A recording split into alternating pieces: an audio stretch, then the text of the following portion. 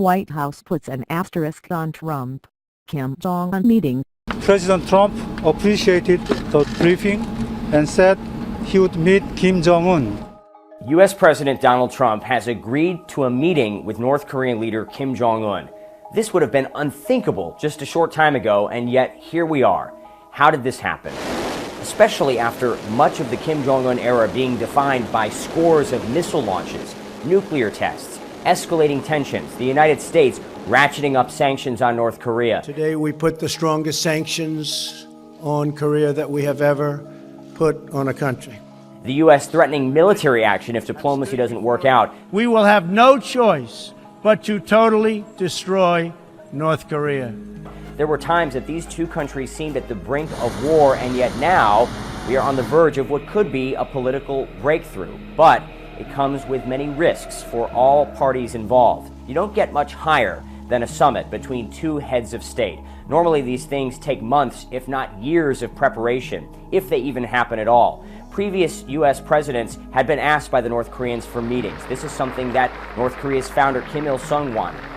The second leader in North Korea, Kim Jong-il, also tried to meet with a U.S. president, with President Clinton near the end of his second term. It didn't happen. President Bush, President Obama never really seriously considered a meeting with the North Koreans, but now Kim Jong-un has invited President Trump. President Trump said yes on the spot, and now they have just a matter of weeks to prepare for what could be the most consequential moment so far when it comes to foreign policy for the U.S. president. And there are many risks involved. What if this doesn't work out? What if they don't hit it off? What if it goes horribly wrong? Then where do you go from there? Some analysts believe this could actually push the United States and North Korea closer to the brink of war if it goes badly. But if it goes well, this could be something significant, something that no other U.S. president has ever done before, normalizing relations with North Korea, one of the most secretive and perhaps difficult countries to deal with on earth. Could President Trump be the one to convince them that it's worthwhile to abandon their nuclear program, something they have insisted over and over again they would never be willing to do?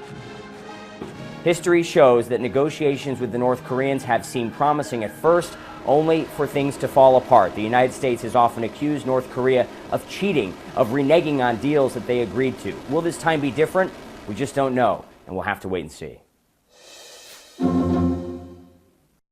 Washington. CNN. President Donald Trump will not meet with North Korean leader Kim Jong Un unless North Korea takes concrete and verifiable actions toward denuclearization, White House Press Secretary Sarah Sanders said Friday.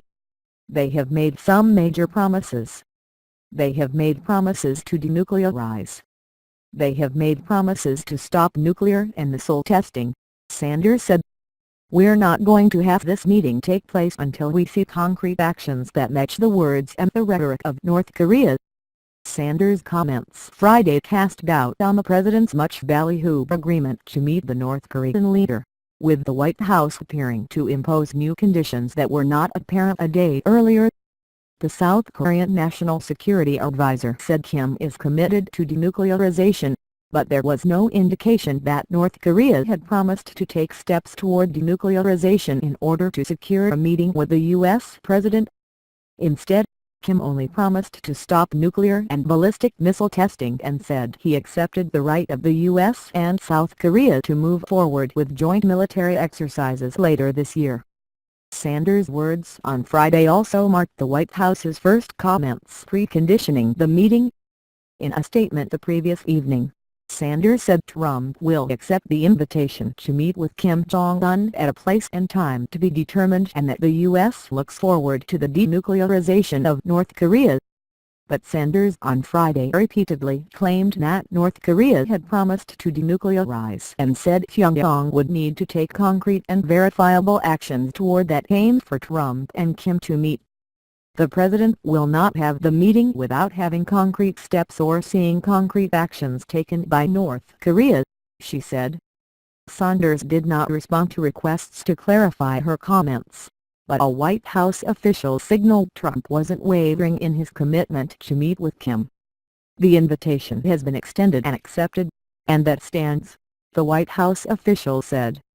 Sanders' comments appeared to realign the White House's position with the one senior administration officials had laid out in the days before Trump stunned the world by agreeing to meet face-to-face with Kim. Secretary of State Rex Tillerson on Thursday said hours before Trump's agreement that the U.S. was still a long way from agreeing to direct talks. The senior administration official said days earlier North Korea would need to take concrete steps toward denuclearization before the U.S. would agree to talks. Tom Countryman, the former acting Under-Secretary of State for Arms Control and International Security, said Friday that Sanders' remarks brought confusion. What the North Koreans have promised to do is not to conduct nuclear and ballistic missile tests prior to and during these negotiations. And they have said that the goal is denuclearization, but they have not said that denuclearization will occur before this meeting takes place, Countryman said on CNN. CNN's Caitlin Collins contributed to this report.